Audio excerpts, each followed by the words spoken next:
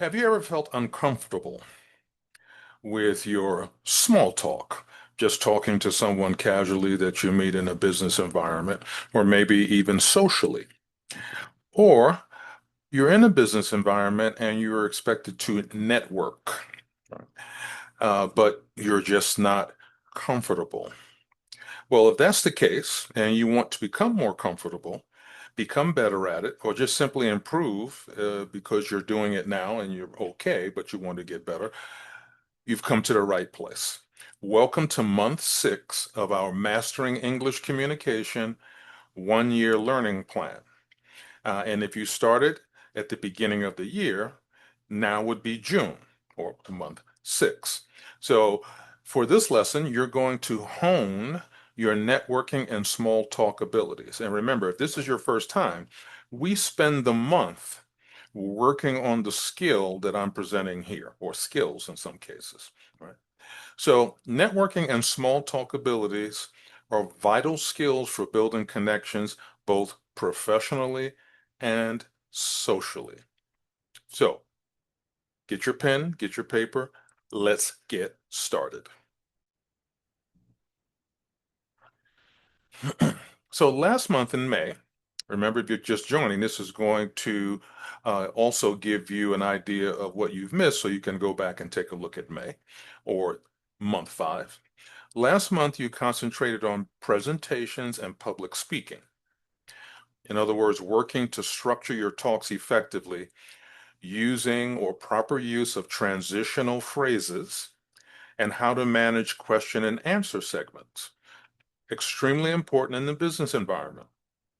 And now, because you're clear on that and your confidence in front of audiences has increased, this is the next step that will help you approach casual interactions with confidence, with authenticity, and with poise. So what are our objectives for month 6? Well, number 1, we want to properly understand small talk. So you want to practice starting and sustaining brief, friendly conversations. Networking techniques. Number 2, learn how to make a positive first impression and exchange professional details. Number 3, cultural awareness. Recognize sensitive topics and adapt approach for varied social norms.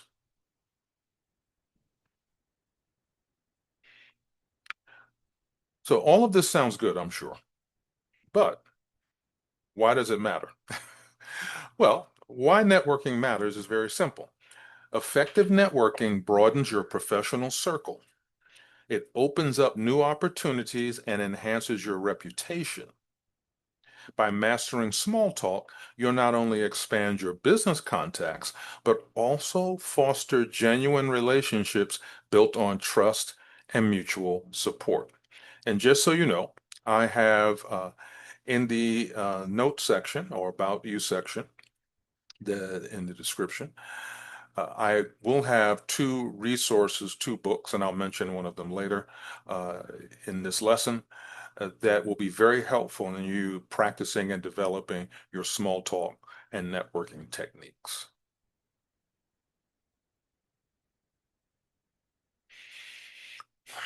So the role of small talk. It may seem trivial, but is actually a stepping stone to deeper conversations. As we say in English, it breaks the ice. It sets a positive tone and helps people warm up to each other. So topics like current events, hobbies, or recent experiences can spark a very easy, low pressure exchange. So you want to stay away from topics such as politics, unless that's the purpose of the meeting, I guess. But in general, you want to stay away from these things because people have very strongly held views, and it's very easy to get in a conflict and go away from discussing business and deepening social bonds to actually having a conflict over some political stance or belief or other. Now, if you're finding this content useful so far, please give us a like.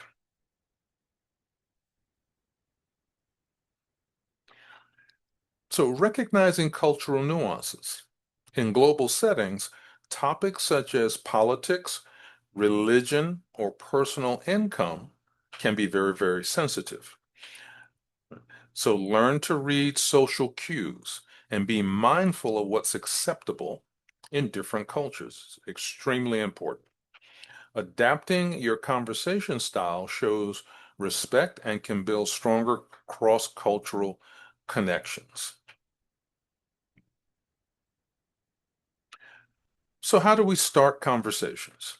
Approach someone with a polite greeting, then introduce yourself and express genuine interest in their role or background. Smile, maintain open body language, and listen attentively to their response before jumping into your next question.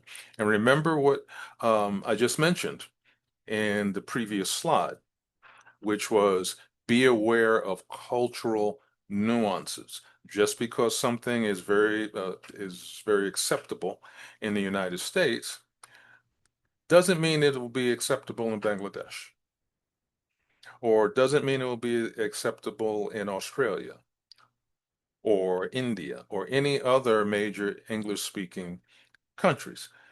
Even if you speak the same language, the culture is different.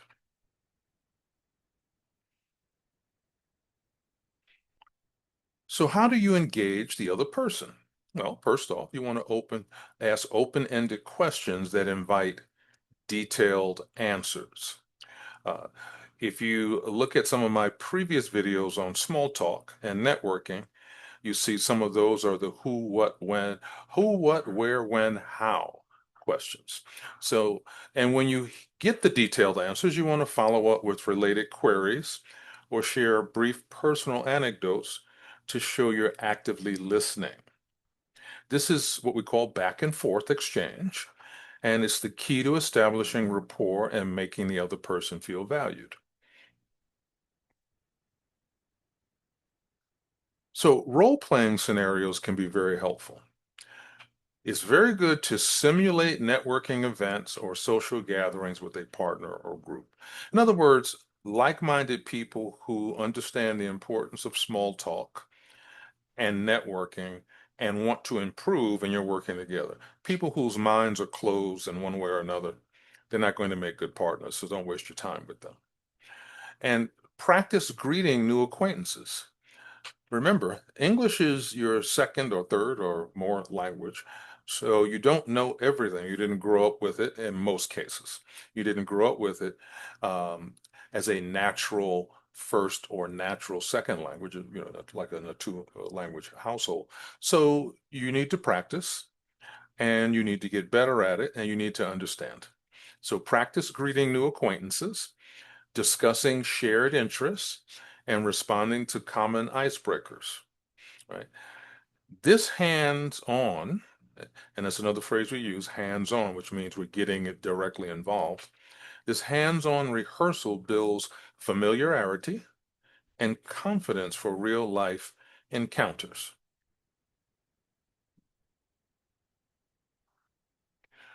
So how are you going to build your confidence? So for one thing, if you've had some bad experiences in the past, clear your mind of those. Accept the fact that that is part of the learning experience and keep moving forward. But the best way to build confidence is to start small, perhaps with coworkers or friends of friends, or coach if you have a language coach. You can certainly do that. And before branching out to larger events, embrace mistakes as learning opportunities. You hear this as a continuing theme in my lessons. Mistakes and failures are part of the road to your success. Each positive interaction will bolster your comfort in striking up conversations, even in unfamiliar environments. Then, of course, you are going to be able to start conversations, have conversations, but you also have to exit conversations. So you want to end the discussion by politely summarizing the main points you covered. Then suggest a way to stay in touch, such as exchanging business cards or connecting on LinkedIn. Once again, depending on the culture and the environments. For some cultures, business cards are the go-to methodology for networking. In the United States, yes, you can exchange business cards, but um, a large segment of the business population wants to connect directly on LinkedIn and avoid business cards. So it depends on the culture. Some other cultures, they're really not into LinkedIn, don't even understand what to do with it, pretty much. So don't fight it, embrace it.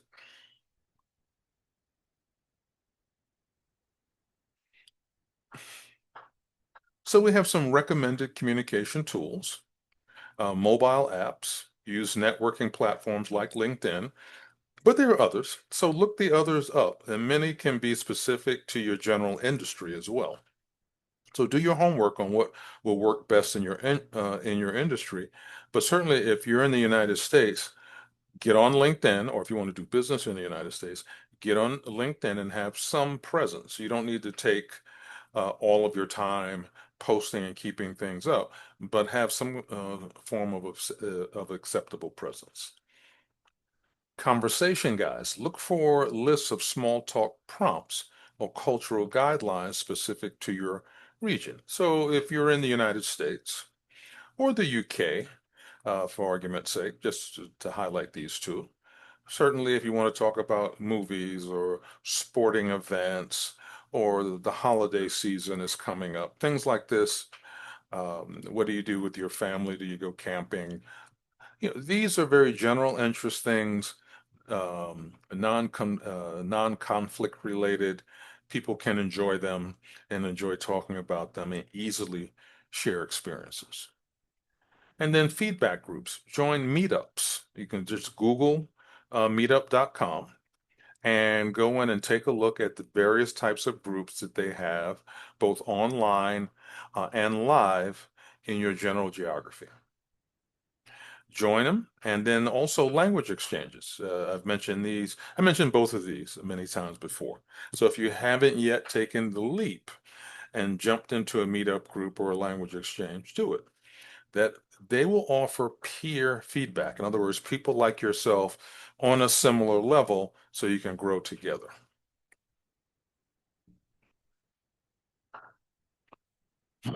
So, weekly breakdown of activities. The first week, identify comfortable small talk topics, practice one-on-one chats. Week two, learn about cultural do's and don'ts. Then try to group role play because most of the time, if you're at a conference or business meeting, there's many times will be a group dynamic in terms of networking and talking. Week three, attend or simulate a networking event. Practice, practice, practice, and focus on engagement and exit strategies. Week four, gather feedback on your approach, work on and refine any weaker areas, and note improvements. And then assess yourself in the middle of the month. Right? Ask yourself the basic questions and answer them truthfully. Be honest with yourself. Ask yourself, am I initiating conversations more confidently? Do I listen actively and respond thoughtfully? Am I adapting well to different cultural contexts? How can I end discussions on an inviting, friendly note? And let me go back to item number two. Do I listen actively and respond thoughtfully? Just because you're talking doesn't mean you're communicating. Initiate a conversation, listen actively, adapt, and end appropriately. Someone who's just talking on and on and on and on and on, they may be convincing themselves that they're communicating, but they're not.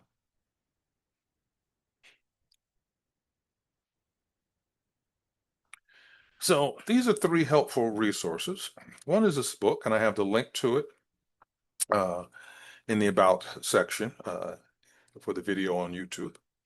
The Fine Art of Small Talk. So this book will provide practical tips and conversation starters to help you ease into small talk, build rapport, and feel more confident in social settings. It's a perfect book for boosting networking and casual chatting abilities. I will also have some additional links for resources along with this book in that section as well. Meetup. I just mentioned this. Meetup connects you with local interest groups, workshops, and events by attending gatherings related to your hobbies or professional fields. You can practice making conversation and hone your networking skills in real-world settings. Three, LinkedIn Learning. They have a learning platform, an online learning platform. They offer short courses on networking, interpersonal communication, and cultural awareness. So if you're operating in the US and in countries where they're leveraging LinkedIn, it's close to 1 billion people on LinkedIn. So obviously it's not just the United States. You'll find step-by-step guidance and video lessons designed to improve your small talk skills in professional contexts. All right. So take advantage of these resources. Go to the about or description that comes along with the video for more information on these and others. And then dedicate June to mastering networking and small talk skills. You'll deepen your ability to connect on a personal level in professional contexts. These abilities open the way for larger career moves and deeper business relationships. Stay consistent and gear up for July's focus, where you'll refine and get better at report writing and formal document preparation for even greater success. Please like, share, subscribe, and leave us a comment. Your comments help us help you, and I will see you next time as we continue our linguistic adventure together. Take care, everyone.